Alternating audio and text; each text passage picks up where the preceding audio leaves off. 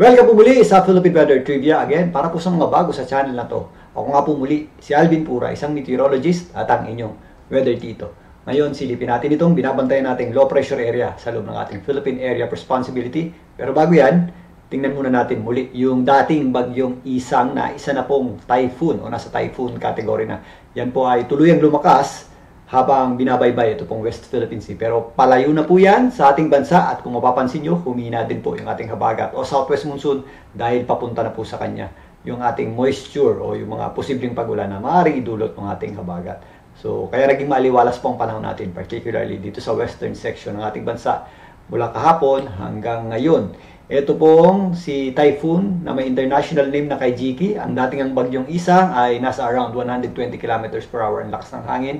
Malapit sa gitna at kung minsan may mga pagbugsong umabot sa 160 km per hour. Ito po ay tuluyan ng lalayo sa ating bansa at pupunta dyan sa area ng southern China at Vietnam area. Yung Kaijiki po ay nanggaling sa Japan, yung salita na yan, at yan po ay contribution ng Japan sa mga pangalan ng bagyo. Ang ibig sabihin po niyan ay term nila para sa dorado na isda. Ito naman pong low pressure area ay nasa high chance na po o mataas na po ang chance na maging bagyo ayon sa Pag-asa in the next 24 hours. Ito po ay huling namata ng Pag-asa sa lying around 405 kilometers east ng Surigao.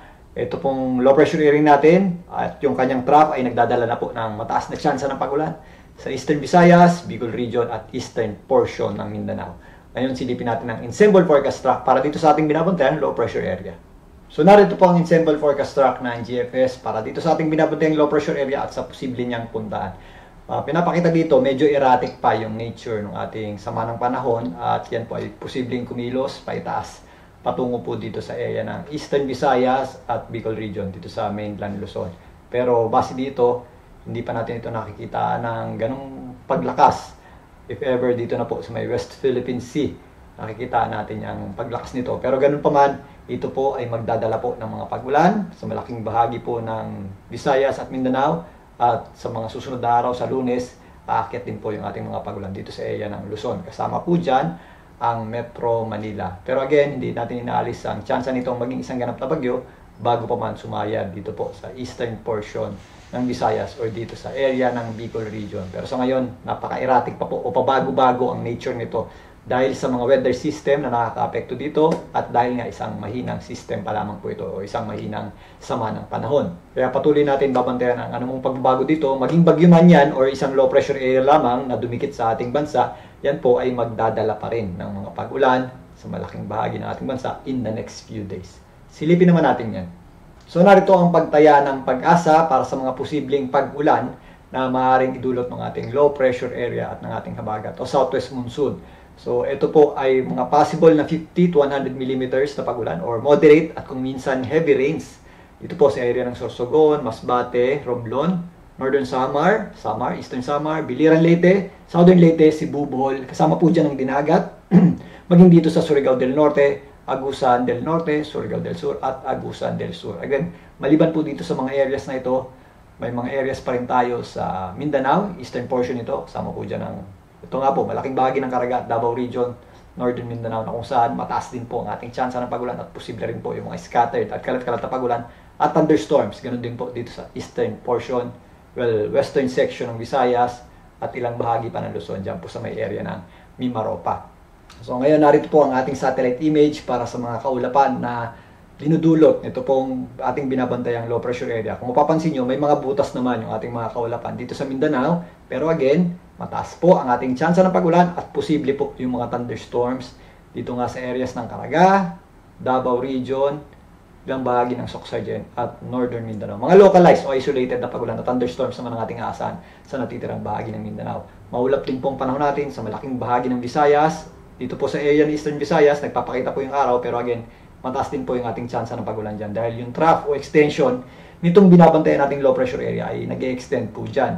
Dito sa Bicol Region, maulap din po ang panahon natin at possible din po yung ating mga thunderstorms dahil din po sa inflow ng hangin or trough nitong ating binabantayang sama ng panahon.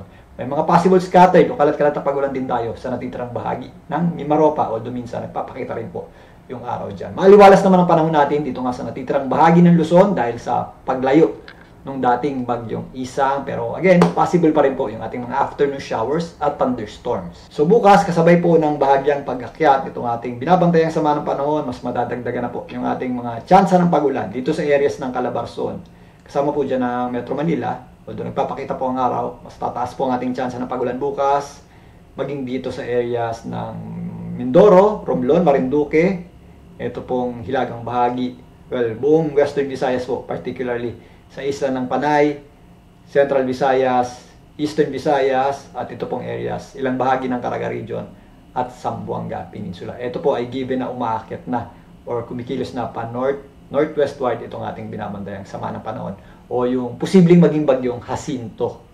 So again, medyo tumataas po ang chance sa maging isang ganap ng bagyo. Itong ating binabantayang low pressure area. Pero again, magiging erratic pa po, pabago-bago ang nature niyan. Ganun pa man, maging bagyo man yan or low pressure area, ito po ay magdadala ng maulap na panahon at mga posibleng scattered o kalat-kalat na pagulan sa malaking bahagi ng ating bansa in the next few days. Although hindi ganun kalawakan or hindi kasing lakas nitong mga nakaraang habagat episode natin, mag-ingat pa rin po tayo dahil if ever meron tayong malalakas na boost ng ulan, particularly kapag nakakaranas tayo ng subasco or mga thunderstorms, may kasama rin po yung pabugsong-bugsong hangin at tumataas po ang mga possibilities ng mga flash floods at landslides. Ito po ay patuloy nating babantayan. If ever maging bagyo po yan sa loob ng ating Philippine Area of Responsibility, ito ay tatawagin nating bagyong Jacinto. At yan muna ang pagtalakay natin dito sa ating binabantayan. Sama ng panahon, muli ako po ang inyong Weather Tito para sa Philippine Weather Trivia. Magandang tanghali po.